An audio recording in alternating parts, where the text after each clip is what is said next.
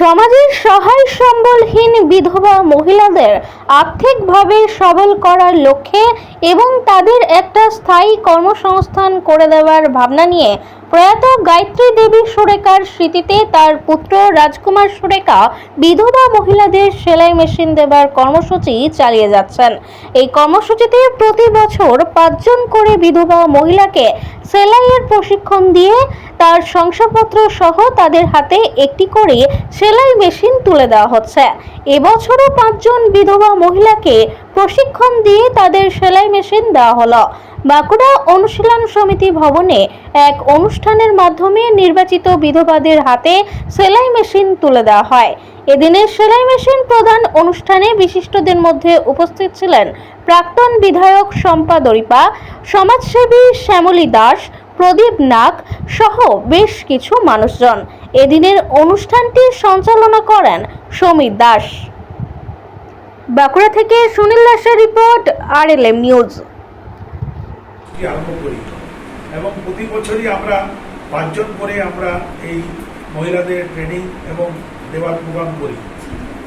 আমরা এবছরও আমরা 5 জনের এই উদ্বোধন অনুষ্ঠান করেছিলাম, কিন্তু আমাদের এই অনুষ্ঠানে ট্রেনিংয়ের একটা শর্ত থাকে যে যারা ট্রেনিং নেবে তারা যেন প্রত্যেকে ট্রেনিং নেয়, এবং যারা ট্রেনিং নেবে না তাদের আমরা সেলাই মেশিন দেব না, এটা আমাদের শর্ত থাকে ট্রেনিং নেওয়ার পূর্বে।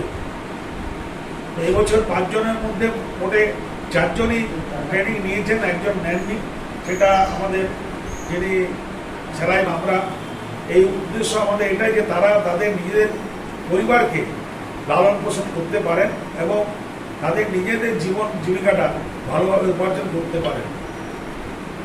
আমি খুবই আনন্দিত যে আমার দেখা এবং শোনা, আমি তো দেখুন আমরা বিভিন্ন কর্মে যুক্ত থাকি এবং আমার নিজের ব্যক্তিগত পেশা ব্যবসাও আছে, কিন্তু আমাদের পক্ষে এই সব মহিলাদের কাছে স্বনির্ভর করছে কিনা আমাদের পক্ষে দেখা সম্ভব নয়।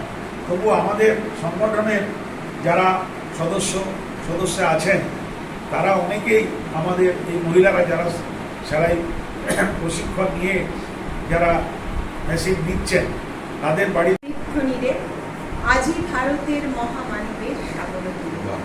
তো সরকার এবং মানুষ একসঙ্গে যদি আমরা কাজগুলো করি, সরকার সব কাজ করতে পারে না।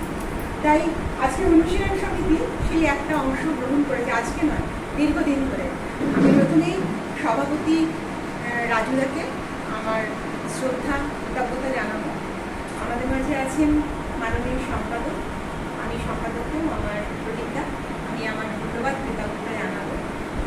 এখানে উপস্থিত আছেন আরেকজন মানুষ যিনি সেবার ব্রত নিয়ে তার জীবন শুরু করেছেন এবং এখনো চালিয়ে যাচ্ছেন, সাথে সাংস্কৃতিক কাজকর্ম, সামাজিক কাজকর্মের দায়িত্ব নিজের ইচ্ছায় মাথায় তুলে নিয়েছেন আমার ছোট্ট বোন শ্যামলী দাস।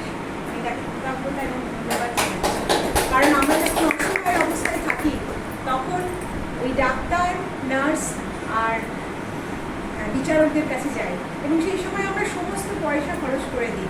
ঘটি বাটি বলে না, বন্ধক দিয়ে বলি আমার জীবনটা বাঁচা।